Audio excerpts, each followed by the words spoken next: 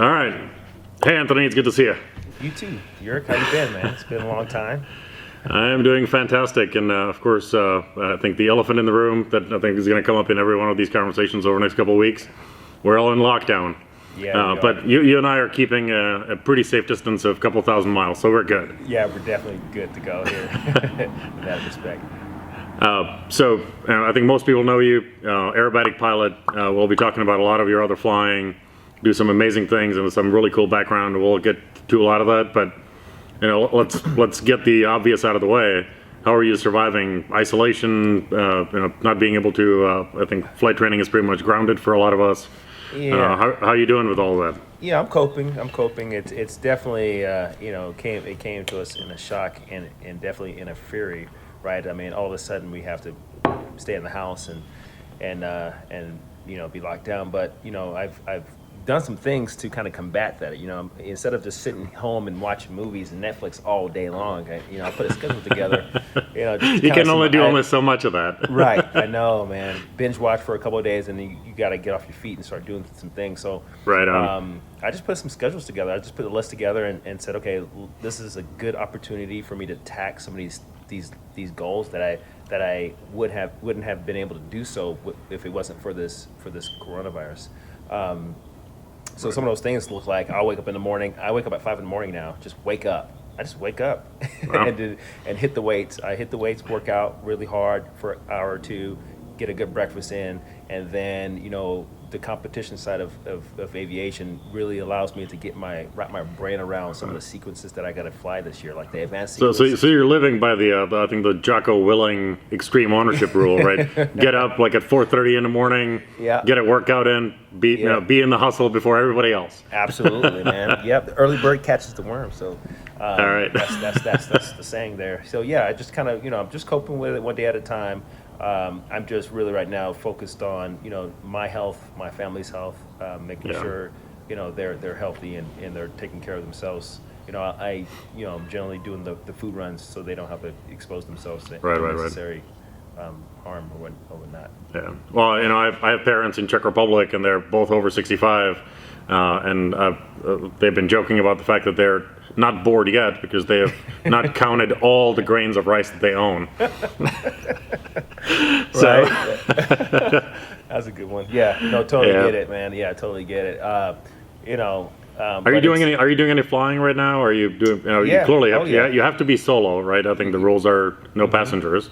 Yeah, so I'm definitely solo. So I own a Pitts S1, parked in the hangar here in French Valley. So yeah, I put a schedule together. So I get out every day, get about 1 or 2 flights in, and then go home and kind of review what I flew. But I'm spending more time, like I said earlier, just in the house with regards to aviation, kind of focusing on these aviation goals, because now I can actually sit down with no distractions, with the exception of what's going on in the world today. But I can actually sit down, saddle up, and actually focus on these goals. And I'm actually seeing some improvements. I'm actually, seeing I'm moving the needle. That's cool. A little bit. Yeah.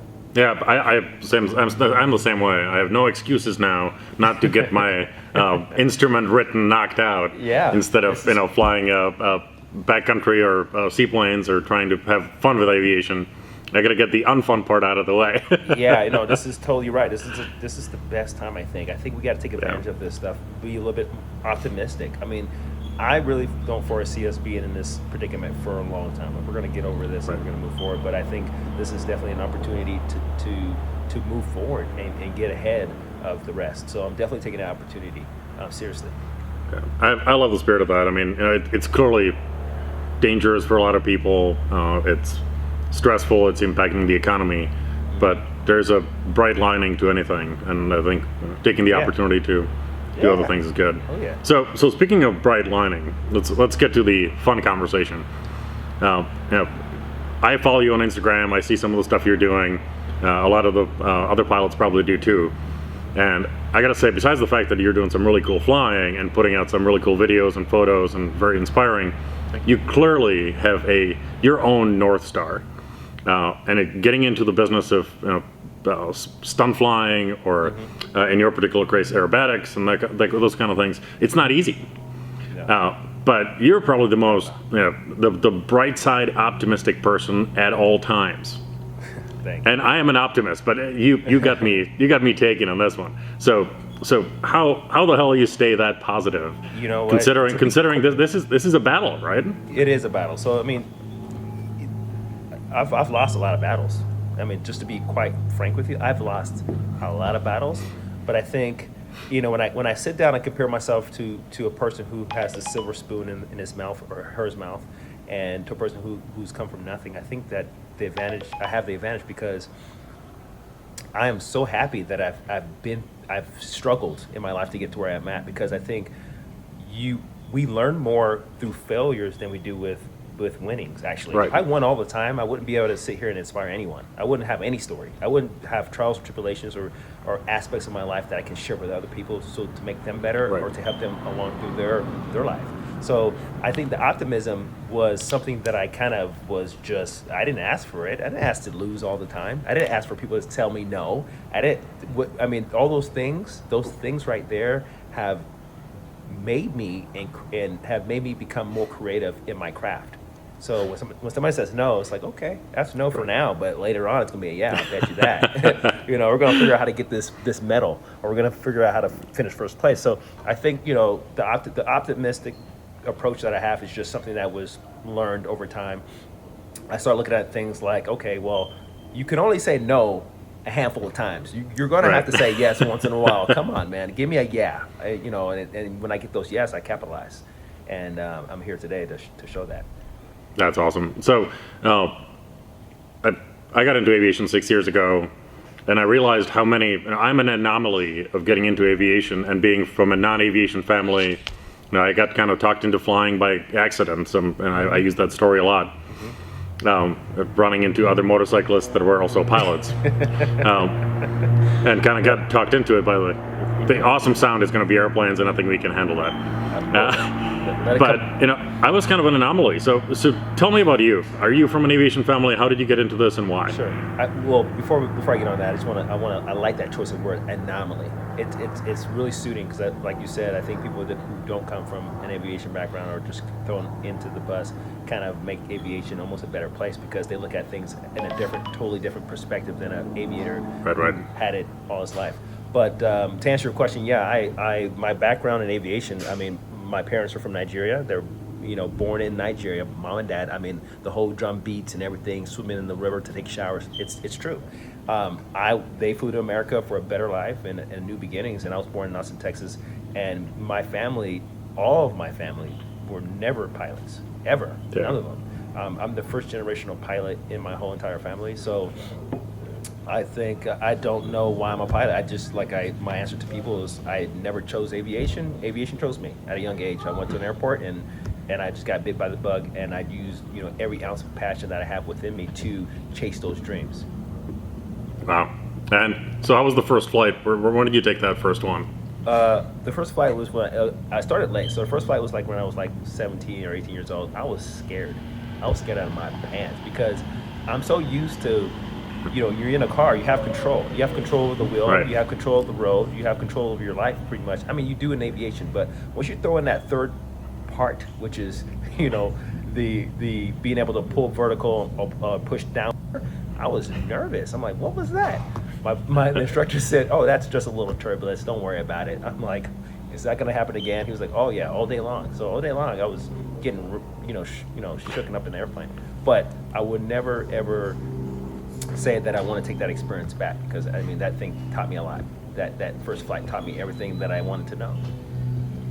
All right, we're good. So that's pretty cool. You took your first flight. Was that with the mission of being a aerobatic performer, or was it just an intro flight to see what it's like? No, good question. Actually, that to be quite honest, that flight was just I wanted to be an aviator. I didn't know anything about aerobatics at the time. Before that, I wanted to fly for the Air Force. I wanted to be like, you know, Maverick and Goose. By the way, the movie's coming out in June. I cannot wait to watch that thing. Are you kidding me? But yeah, I saw that movie, and I want to fly a jet. So that was my motivating thing after, you know, being captivated at an airport, watching an airplane fly over the car with my father. But I didn't really know anything about aerobatics until like 2011. It was when I went for my first flight. So quite recently. Wow. And then, so aerobatics bit. right? That's Yeah, definitely bit me. of all the different aviation styles, from flying backcountry, stall, or just flying to Bahamas for vacation, or flying around the patch, which we all start that way, and some of us just enjoy doing that, right? Yeah. I fly for pizza way too much. But at some point, you decided, hey, this is for me. I want to be upside down. I want to be flying, Oh yeah. throwing 100%. lumchavacs, scaring audiences. So when did that click? Yeah. Well, I think it's a combination of things that I think that came together for me at that time, and I think just looking at, and I've never had this conversation with anybody, so I'm just giving you it raw. But I think aviation is a difficult avenue to step into. But once you're in there, it's beautiful. It's a beautiful thing, and I think what makes aerobatics, competition aerobatics, beautiful in a sense is that it's that struggle to be perfect. No one is perfect, but you're flying an aerobatic aircraft. You try to draw the most perfect vertical line ever, so that all the judges give you a 10 on that. That's like almost impossible. You're doing things. You're doing inverted, spins. You're doing hammerheads. You're doing, snap rolls, and your goal is to get a 10 from the judges. And there's like a panel of 7 judges that are judging you. So I think for me, the challenge of chasing perfection is just, I love it. I love it. And then walking away from a competition in first place, you're like, damn. That's you feel pretty good. But then you always want to do better. So I don't know if that makes sense, but it's just chasing perfection. It's just something. I love doing that. I love to be. Cool. Even though I'm not perfect, I want to chase that perfection. So again, absolutely inspiring, and you're doing some really cool stuff. But I heard a story about a salesperson selling British cars, and from what it sounded like, the best way to sell some of those cars was try to talk the person out of buying them. Because people buying British cars are somewhat masochistic, I guess, or whatever, that was his perception. And the more he would try to talk somebody out of that Lotus, the more that person wanted to buy one. So here, let me put you on the spot. And what would you do to talk somebody out of aviation? Help me talk a lot of people out of aviation so they start and try it themselves.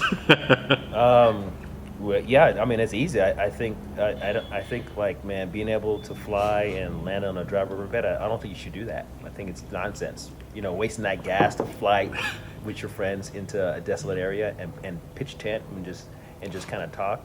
I think that's pretty ridiculous. It's freaking ridiculous, right? It's just unsafe, and it's right. Being able to fly anywhere you want, that's shouldn't do it. Right. That level of flexibility is unnatural, right? It's definitely natural. People don't like it. Right. People want to be cooped up in the house all day. Right. I mean, we got millions of people right now. And that's right. Everybody wants to binge watch Netflix, right? Right. They don't want to fly. Yeah. That's just what a shame. What a shame. Yeah, it's a shame. That's a hard one. That's a hard one. Well, maybe that. I never been asked that question to talk somebody out of aviation. That's like, I mean, you're going to be spending a lot of money. That's the true fact. Right. But you know what? Hey, as much as affordability in aviation is always going to be an issue, when you look at how much people sometimes spend on golf and other things, in the end, it's not cheap. Like golfing. But it's not. Neither is how people spend other dollars. And AOPA and lots of other people are trying to solve the problem of trying to make aviation more affordable. Electric aircraft are going to help with that, right? A lot of other things that we can do and are doing to try to make it more accessible. But in the end, it's expensive, but it's worth every penny. Absolutely. I think we just got done talking people out of aviation. We did. Yeah, but I don't know, man. I just love this thing we call aviation. I wouldn't want to do anything else but fly. I mean, it's amazing. It's beautiful when you can find a passion in your passion in aviation, because and then be successful in it, because sometimes I back in the day I would look back at myself and I would consider flying for free. That's how much I love aviation, even though it wouldn't pay the bills, but it's just that passion that drives. Yeah. That's a good sound. Is that what we got there? That looks like that's a 172. I know a 180 pulled out of here earlier, so. A 180, nice tail dragger.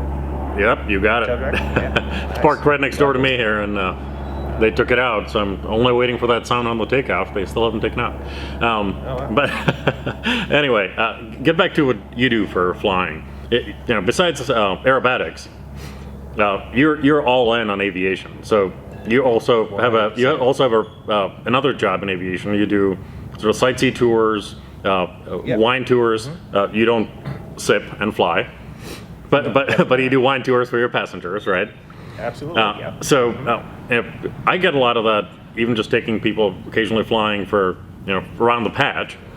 Right. I get that whole, well, how is this legal, right? You can just take off anytime you want to. Tell me the feedback that you get from some of the people that get on board of. By the way, what do you fly for your sightsee trip? That's a Cessna 170A model built in 1949. Wow, awesome. so those people, very likely have been in the back of a 737 or a 777 or 787 if they're lucky, flying longer flights. It's a different experience. So what do you hear from those people that you take out for a flight? Oh, one of my goals when I take people out flying first and foremost is to make it as smooth as possible. I'm talking about the takeoff and the landings. I wanted to make it really, really smooth. Real quick, can you hear background noise here in my area? I'm good.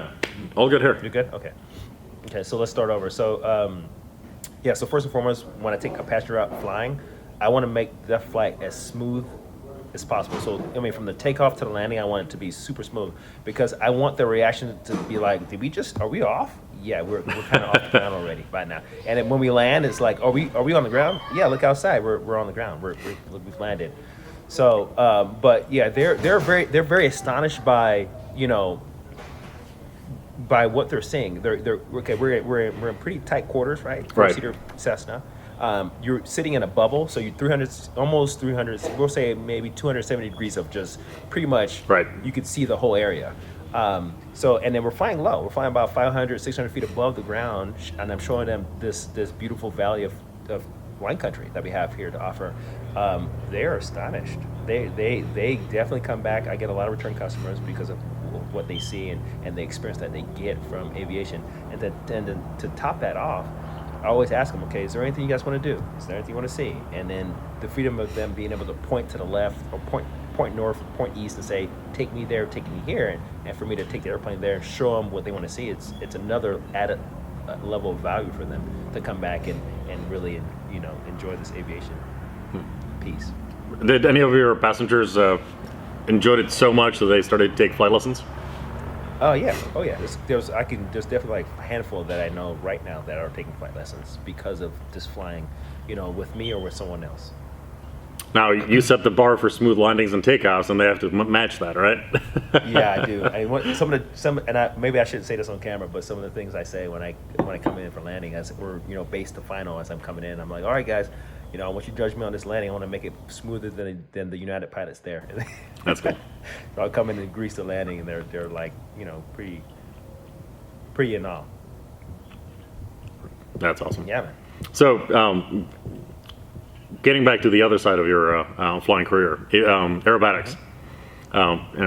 Let's say 30, 40 years from now, where do you want to see yourself perform, or are there particular air shows that you've always wanted to perform? Is there a particular part of the sport that you always wanted to do?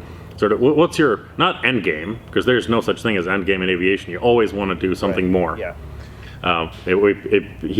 He was hesitant to say it, but even Mark, that runs this organization, has things that he still wants to do in aviation, and he's done it almost everything, almost all. Yeah. So what's your gold bar? What do you need to go for? So in aviation, right?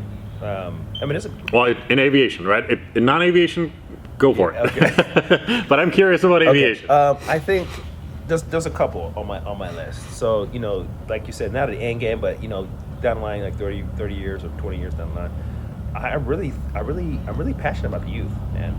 Because the way I got started was by someone who just wanted to take me up for a flight. My dad took me to an airport. I mean, without those two key individuals, I don't think I would be here to be talking about what I'm doing today. So am I saying this as a cliche thing? This is not cliche. And that 180 I mentioned is actually pulling in, so you'll hear a lot of noise. We can wait.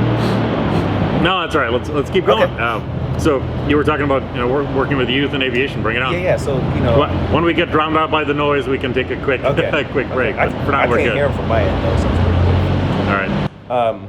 But yeah, like I was saying, I think I think the first thing is attacking the youth. I want to give back in such a way where I want to be able to change the life of the youth. And I'm not saying this like cliche. This is actually a serious matter for me. I mean, we see it across the board that we need more pilots right now. There's a lot of youth that are doing things they shouldn't be doing. That's loud. That's a good sound. You can't complain about that. That's loud. Yeah, we'll pause. All right. They're spinning it down. I think you're good. We're good to go? Okay. Yeah, so what I was saying about, looking out into the future, 20 years out, what do I want to be doing in aviation? I think one of the first and foremost things I want to do is, attack the youth. I want to, somehow influence them and give back. Because like I aforementioned earlier, I got involved in aviation through my father, through a guy that wanted to take me up at the age of 17 or 18 years old. And without those figures in my life, I wouldn't be here today to kind of, give my knowledge of where I've been at and the inspiration that I've been to others.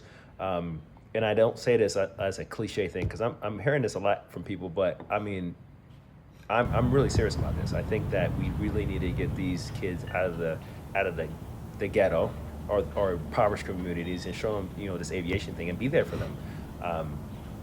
So with that being said, in addition to that, I would love to go on tour. And what I mean by going on tour, I want to go fly into Nigeria and do an air show for those. I know those kids will never have access to what we have access to here in America. I want to go to parts of South America and show those kids those things too. I want to go all over the world and show them be that image and say, oh, look, I am the image of change.